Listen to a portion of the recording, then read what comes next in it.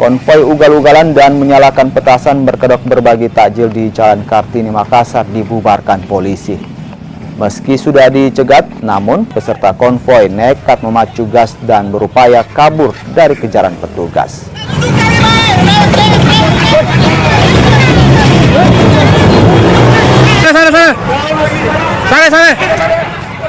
Seorang polisi bahkan mengalami luka gores di bagian jari akibat terserempet saat berusaha menghentikan laju pengendara motor yang berusaha kabur.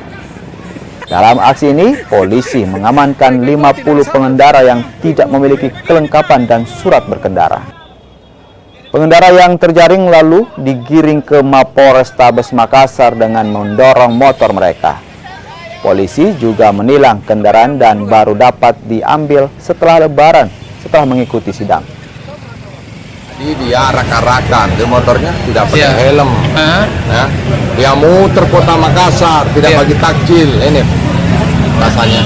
Ini kalau dinyalakan, ini memang apa namanya kembang api, kemudian diarahkan orang. Jadi memicu ini jadi memicu perkelahian begitu. Jadi kami amankan kurang lebih 50 orang dan akan dibawa ke Polrestabes bersama barang bukti motornya. Selain petasan apa lagi yang diamankan? Sementara petasan yang didapat. Ada saya lihat anggota yang terluka Pak, tangannya tadi Pak. Waktu mengamankan ini single motor.